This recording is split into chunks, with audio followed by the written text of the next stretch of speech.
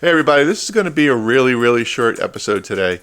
What we're going to show you is the connection of the motor. We're going to test the motor and see if it works. We're going to test for voltage on the push buttons. And we're just going to get a general overview if everything's working the way it's supposed to be. Let's jump in. Okay, one thing to note, to get this phenolic wheel in, you have to remove the screws that go around this structure that hold down the presets. And you don't have to remove them all. I left the last one in down here. Probably can't see it, but you just remove the screws. This thing lifts up a little bit and the wheel slides in nicely and you don't scratch any of the traces. If you recall, when I took it off, that was the position it was in, so that's where I'm going to leave it. So that's just a little tip. Let's keep going. Alright, so we have this thing powered up. We've got everything connected back here and it's powered up. I've made sure all the buttons are not making contact, and before I touch them I want to see if there's any voltage on them. That's important.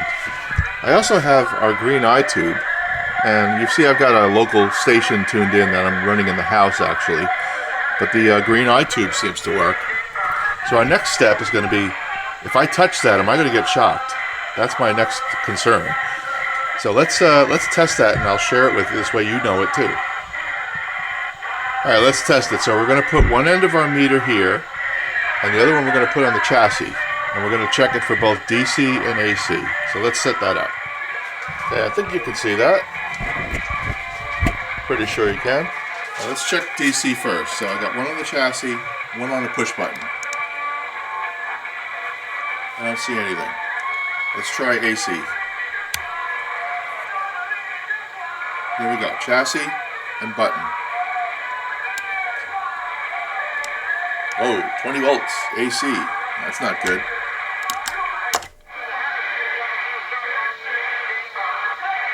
Alright, not good. Let's turn this off. So we're going to need to figure out how we're going to protect ourselves here when we test this thing. We're going to have to put the buttons on, I think. So that's going to be the plan. So now we know we have 20 volts. Okay, we installed one of the old buttons on here with a spring, right there. So we now know that we have 20 volts on here. So we want to see if the motor works. So I'm going to point the camera towards the motor, which is right there. And we're going to push that button and see if the motor turns. Let's try it. 3, 2, 1. Look at that. Very cool. And it also mutes the radio, if you notice. So the circuit is built so that when the motor's turning, it mutes the radio so you don't hear all the noise going through the stations. So we now know that the motor's working. That's great news. That's really cool, actually. Now I do have a problem with the dial string. The dial string is loose, and I need to readjust the dial string. So we're going to get to that. But I think we're in really good shape here. So our motor works. The radio still works, obviously, and we know that the radio is muted when you push the button. So that's exciting. So now I need to work a little bit on the dial string, and I think I'm going to dedicate a full episode to programming this thing, which is done right here with that light bulb socket. I have to read up on the process because I'm not exactly sure what it is. Let's put some light on here.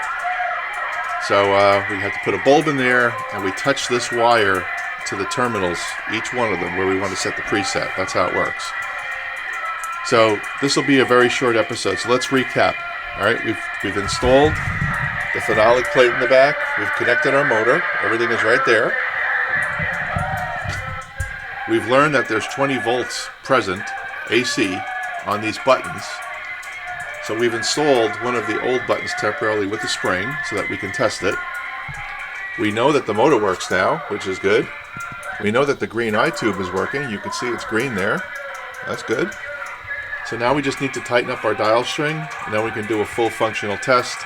And I have to make the holes bigger on this plate and put all the buttons on so that we can test around. So we'll see that in the next episode. So this is a short one here today, guys. Good news. Take care. Talk to you later. We've taken our speaker out. Speaker cone is perfect. A little bit of dust right here, but speaker cone is perfect. Not a mark on it. So we're really lucky.